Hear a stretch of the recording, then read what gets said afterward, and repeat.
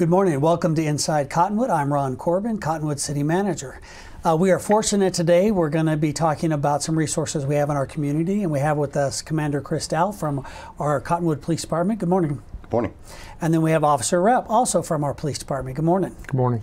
Well, thank you, gentlemen, for joining us and sharing with our community some of the things going on and some of the opportunities and some of the resources that we have. I continue to be amazed. I've been here 2.5 years now about the resources Cottonwood has. We're a population of about 12,000, and most small cities don't have the things that we have or do the outreach and the efforts we do. So today's program we're going to talk about is the Outreach Service Officer. So Commander, tell me a little bit about what that is and what's going on in Cottonwood. Well, it's a fairly new program. We realized that the officers on the street were coming across the unsheltered population, the transient population quite a bit. And during our interactions with them, we would provide resource cards and try to get them to where they needed to be with these resources. But we really didn't have a follow-up system or something that that was reliable, other than on the happen chance that we came across them, we could help them. So we sat down and kind of went through some programs that were run throughout the country and came up with a hybrid system.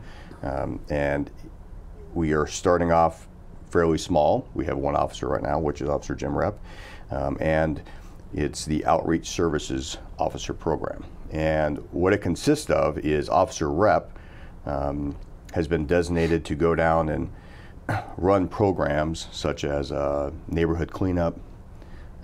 He also goes down and he walks the washes, he contacts the unsheltered population, and during his course of contacts, his objective is to see what kind of resources that he can connect them to.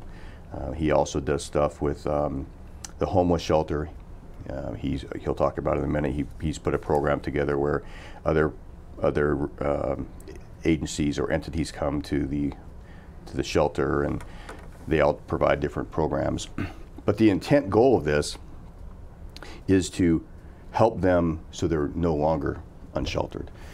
If we can do that, if we can find the root cause of the problem of why they're unsheltered and get them through the process and get them so that they're sheltered and such, we're going to use less resources on the street, less police officer resources, where we're not having to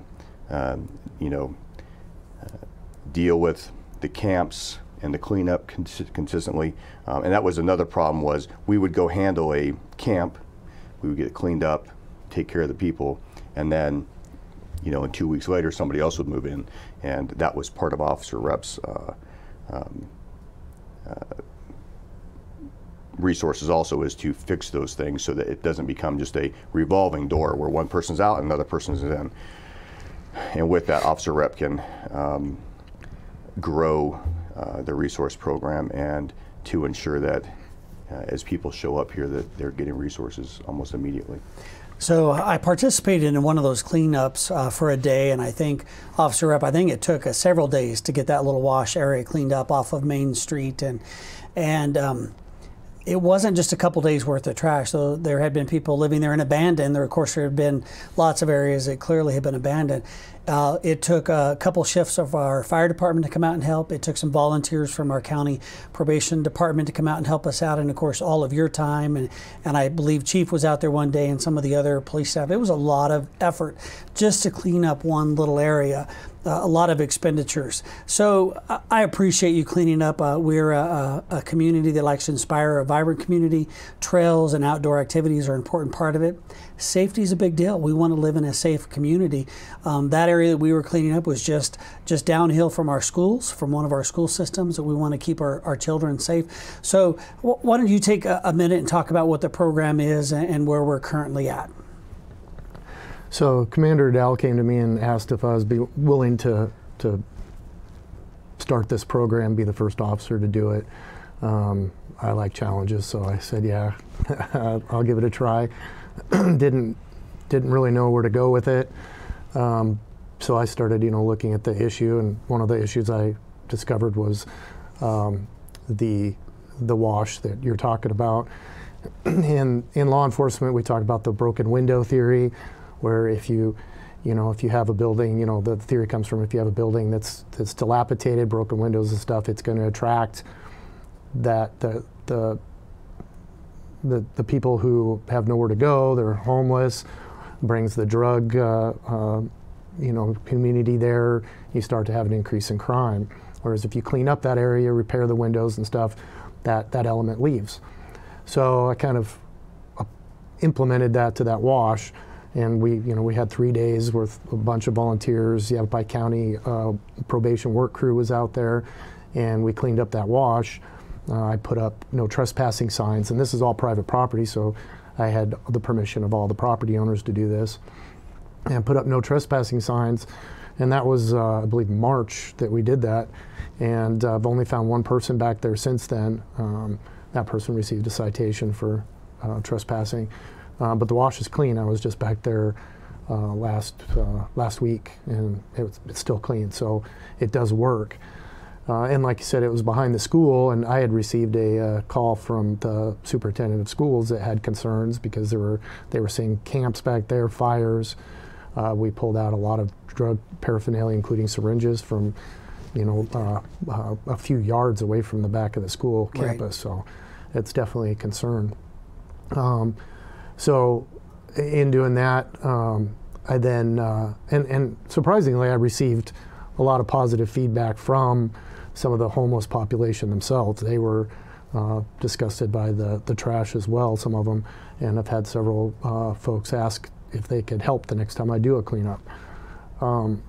So one of the things that led from that, because like I said, I had no idea where I was going to go with this program. So one of the things that led from that was, I was like, a lot of people said, well, how are you going to maintain this, the cleanup? So I got connected with the court, Cottonwood Municipal Court, spoke to Judge Kelly, and I developed with her help, developed a work crew, community service work crew for Cottonwood. Kind of mirrored it off a little bit off of county. So now I'm running once or twice a month, running a city work crew for people who get sentenced to community service in our own court. And so we're going out. Last Thursday I was in the wash behind Lions Park. We picked up Lions Park a little bit. There's the Balboa Wash right behind Lions Park, and we picked up probably 10 to 15 bags of trash out of there, just me and two community service work crew people. And we pulled a mattress out of there, shopping carts, all kinds of stuff. And those washes lead to our river. Absolutely. I mean, they go through our parks, whether it be Dead Horse State Parks, or we have trail systems down there at our own riverfront park. So keeping our neighborhoods and our outdoors clean is very important. One of the things that I learned about this program and that has been hinted on so far is it's a resource. It's about resources. Now, when we talked about this months ago, I guess early March, you had mentioned that you had given people a heads up that you were coming into the area to clean it up and encourage them to find shelter, to find a place to go, and you work with the homeless coalition. Can you talk about some of the resources that you put into helping these folks versus just chasing them away? We're not just moving people to another location, we're trying to give them a hand up. Yeah, so in the process of this, one of the things I did was started researching what other cities do. California, as many people are aware, has a huge issue with homeless population. And so I looked at some of those cities like Anaheim, California, and looked at what they were doing. And their situation's a little bit different just because of their size compared to us. But a lot of them have their law enforcement agencies started developing homeless outreach task forces. So I looked at that, and so I started to develop a homeless outreach task force here. And it's been quite successful. Most of the other agencies are super excited about becoming involved. So some of my partners that I'm working with right now is the Verde Valley Homeless Coalition. They have a homeless drop-in center here in Cottonwood, and soon they're going to be having a overnight shelter where they'll have beds for the homeless population to be able to get out of the weather, and have a safe place to sleep at night, which is a great resource. It's huge for us. Catholic Charities is a big partner. Spectrum Healthcare. I've got Department of Economic Security. I wasn't aware of this till I started, but there's so many different departments in DES. But I've got multiple departments from DES, Adult Protective Services. I'm not sure I forget what they're called, but the department that helps get people on access or Medicare, Medicaid. They're a part of it. I have NACOG coming out so they can help with job resources. So all these agencies are coming together. One of the things that speaking to this population is transportation is an issue. I've heard that over and over again. They're either on foot or bicycle. They can't get around to all these different places. So my goal was to bring all these agencies together and bring the resources to them. And so, for instance, this Thursday, I've tried to do it once a month. So this Thursday at 1 o'clock, we're meeting at all the resources that can make it are going to be at the drop-in center. And because that's a regular place that homeless or the transient population come to, and they go there for food, clothing, use computers, watch TV and just relax for a little bit. And so they come there, they're comfortable there. So I'm bringing the resources there. We come there. People like the Department of Economic Security can set up their computers, and they can actually have somebody sit down and get them signed up with access. We can get them signed up for trying to get job training or job searching. They can meet with Spectrum. Spectrum's a great resource. They can help with getting people state IDs. A lot of these folks lose their identification. Without identification, they can't do anything, can't find jobs, can't get health care. So Spectrum can help with getting identification, birth certificates, things like that, and set them up with medical and or mental health help. So all these resources come together, and we work together to try to get these folks set up for future housing. Yeah, and future success. I mean, what a program. One-stop shopping because of our community partners and your leadership. So we're going to take a quick break, and when we come back, we're going to continue talking about the resources available and the impact it's having on our community. So again, this is Inside Cottonwood. I'm Ron Corbin, Cottonwood City Manager.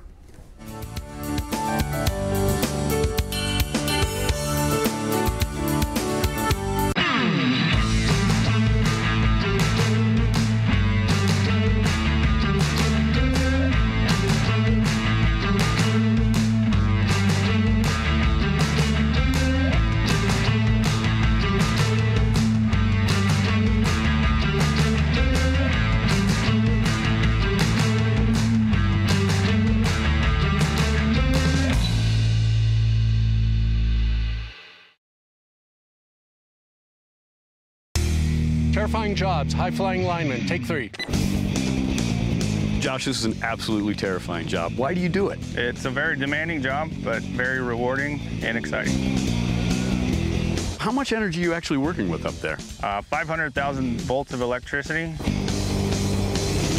It's definitely not my line of work. Does anything shock you? Yeah, distracted drivers terrify me.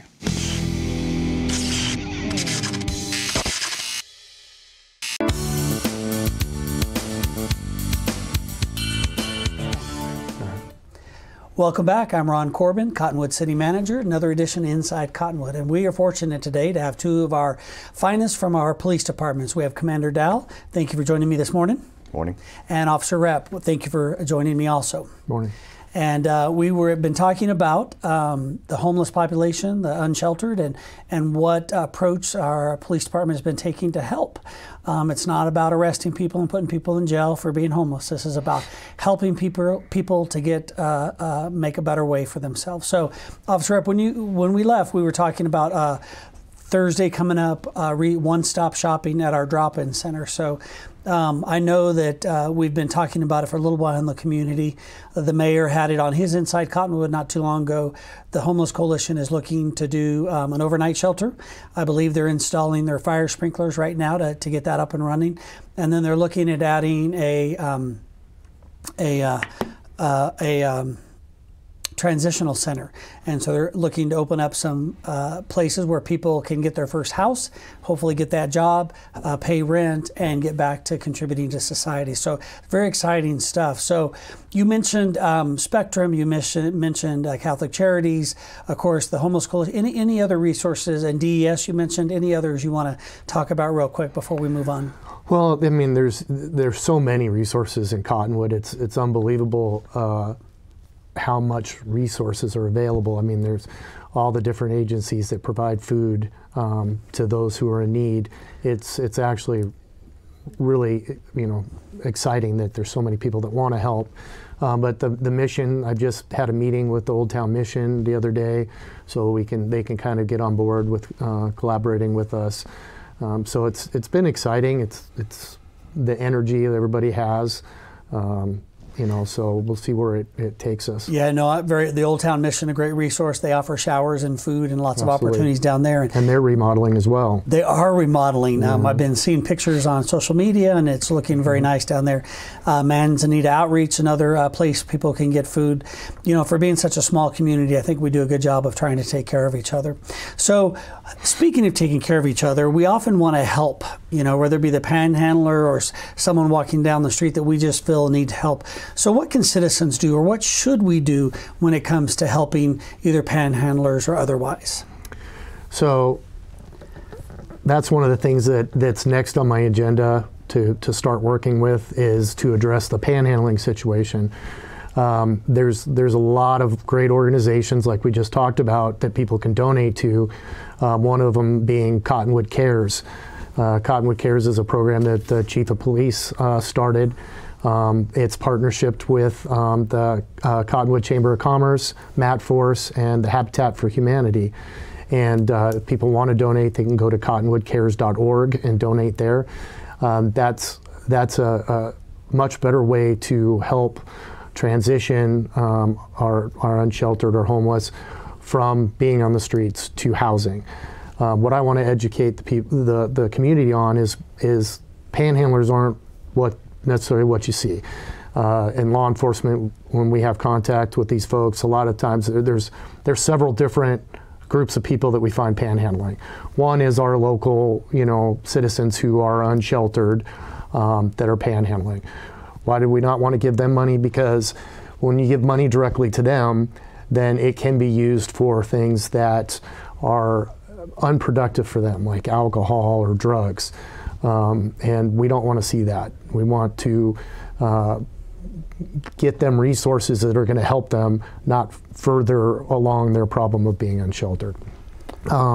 So if we donate to places like Cottonwood Cares, then that money can go to housing projects, programs like what we've got going on to try to benefit them and also better our community.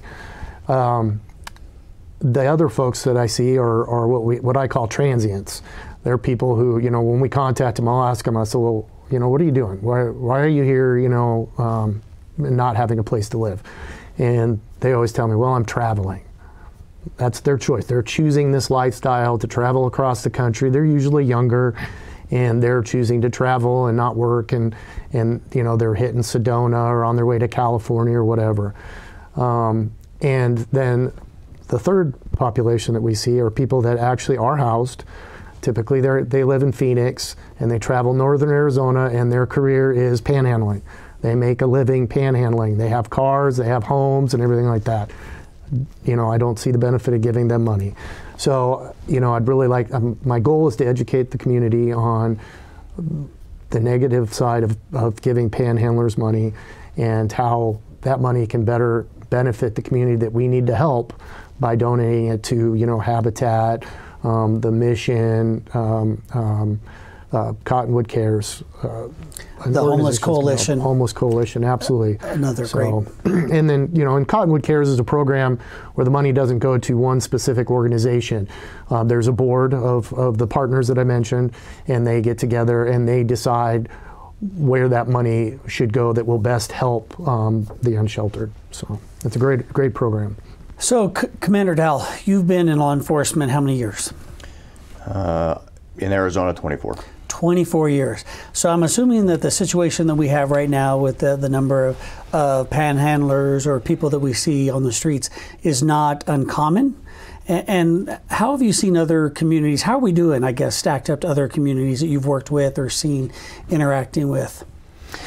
Well, in Arizona, from my experience, we're not real good at helping stop the cycle of, arresting a transient, putting them, or an unsheltered person, putting them in jail, and then, in a week and a half, 2 weeks later, finding them in the same position again.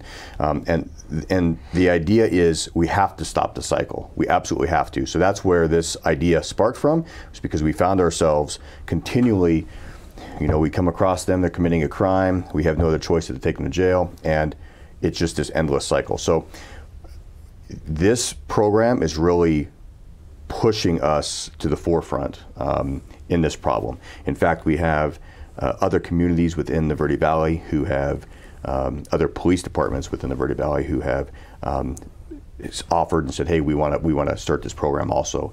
And they want to provide police officer resources in this, and it's something I think that regionally will be a great thing. That way, we're not pushing them from, say, Cottonwood to Camp Verde to Sedona, and it just becomes, again, the cycle. We want to help them, and we want to do what we can to provide them a hand up. Again, we can't provide everybody a hand up, right, but where we can, we will, and that, I think, is the goal. Again, I'm just excited that we're even tackling this as a small community. I also like that we're not Hawaii and just offering people one-way tickets to another community. We're not sending them to our borders and wishing them the best of luck. When we come back, I do want to talk about what people in the community, who they should reach out to, who should they call, can they do if they see a camp, if they see trash, or they see places people are hanging out that maybe people shouldn't be at. So we'll be right back talking to Commander Dowell and Officer Repp.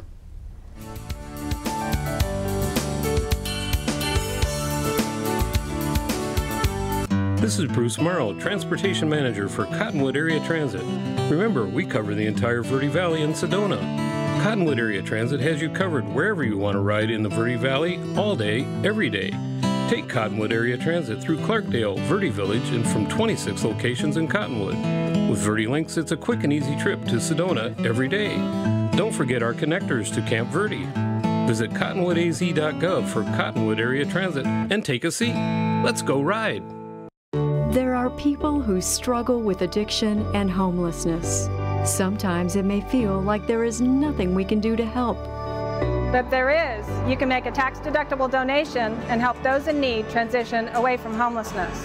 When you give someone a handout, you could actually be supporting an addiction. A better life starts with better health, especially for those living in the streets. Support solutions, not addictions. You can make a difference. Visit cottonwoodcares.org.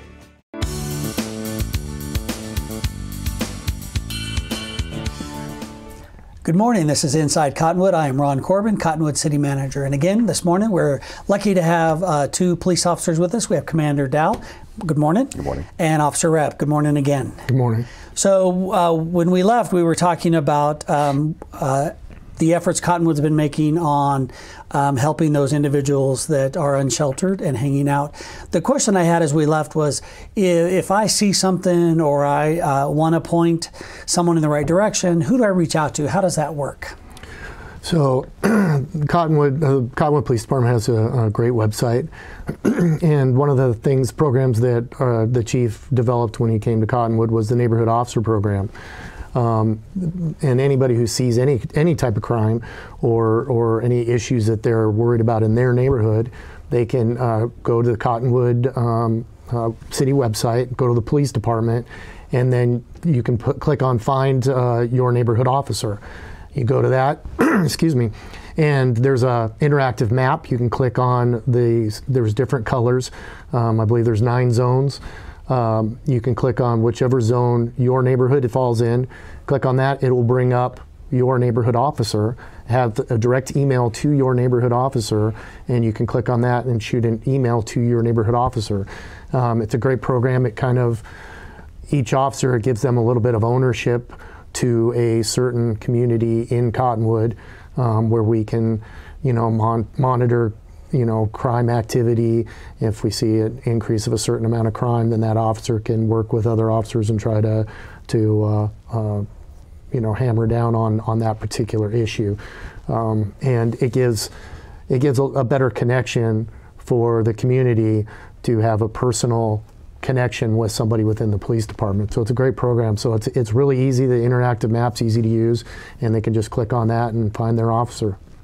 And Commander Dowell, I'm assuming they're responsive. They'll get an email back, or they'll hear back from one of our officers within a couple weeks? Yes, we're currently in the process of updating the website. We're getting more officers on the streets from the academy. We were stretched a little bit thin. Right. We are now adding additional officers to each section, so we should have 2 per section. Wow. Again, it's very important that you reach out to them on non-emergencies. On emergencies, please dial 911. Always. If it's a non-emergency, feel free to reach out. It could be a parking problem, could be a dog at large problem, it could be a camp that you see. These officers are the ones who can best decide what resources to throw at the problem that you may have. And that's what's important, is ensuring that our officers are reacting to each area. Each area, although Cottonwood is not very large, each area is still unique and has its own policing needs. So we try to tailor each one of those responses to that specific area. We're a very diverse community, I've learned in the couple of years I've been here. There's also, businesses can do a trespassing form or something like that. Yes, if they want to help have PD come in and keep people out of the parking lot or otherwise. Can you just real quick tell me about that? It's another program that the chief started when he got here. It's the Safe Shopper program. It's a program to which the businesses, or even homeowners, can delegate the authority for us to trespass people who are committing crimes or about to commit crimes. It helps with when the owner of the business or the homeowner is not around. Say you have a homeowner who's only here for 6 months a year. They can provide the form to us, and if we were to catch somebody camping in their backyard, we could trespass them and tell them you can't be back here. And then subsequently, after they've been warned for the trespass, then we may take further action on that. But a great program, and it allows the business owners not to have to be called maybe at 2 o'clock in the morning. Right. When we come across this situation. And that's one of the things that helped with that wash cleanup we talked about earlier. When I said that that's all private property, is I contacted all those property owners, and they all agreed to participate in that program. So now when I find somebody in that wash, I don't have to track down who owns that parcel of land. I can just deal with the situation. So it's a great program. Awesome. So we've only got about a minute or 2 left. I wanted to give a shout out to some of our partners here with the city, and that's our court staff, our judge, and then our prosecutor, Mick Jordal. Anything you guys want to say about them or the efforts they're making in helping address our homeless situation? Yeah, they've been great. I reached out to both of them when I was put in this position and starting this program, and I met with both of them and discussed the fact that, a lot of the homeless population, they don't need to go to jail. Some of them, like we talked about, if they're resistant to using the resources to get help, we may have to use law enforcement measures to force them into help. If they have an alcohol or a drug issue, we may have to lean on them to get them the help. So I've worked with them to where they can lean towards getting them into a court order program versus jail time. So, and they've both been absolutely wonderful. And then also with the work crew, community service work crew, they can assign people to that, and I can put them out in the community to help clean up the community. Which is one of our council's strategic goals, which is to help beautify our community. So you guys, this has been awesome. I appreciate you joining me. So in the last probably 45 to 60 seconds, our motto is inspiring a vibrant community. What does that mean, Officer Repp? I'll start with you. When we say the words inspiring a vibrant community, either you in your role or personally, what does that mean to you? Well, to me, it's making our community a place where we want to live, where we want to go out and have fun in the community, whether it's kayaking in the river or fishing or hiking the beautiful trails that we have here. When we have unsightly camps, these washes are a mess. It pollutes our environment, makes our community a less enjoyable place to be. So to me, it's working with all the community members to make it a place everybody wants to live and play in. And you guys are doing such a great job. And Officer Commander Dowell, what about you? I would echo what Officer Repp just said. Coming from the Valley, Phoenix, that's not a vibrant community anymore. Nobody really cares about anything. They don't care about their neighbors. They don't care about the person they're driving next to. They don't care about throwing trash out the window. It just becomes again, the broken window theory. If one person's doing it, then everybody does it. And that's the idea here, is to not develop into something like that, to get everybody to want to be part of the community. And well, you do it the best. I don't know how many meetings I've been with you where you've said, is there a reason why that didn't get picked up? And that's the idea, is we should be inspiring everybody within the community to think that way.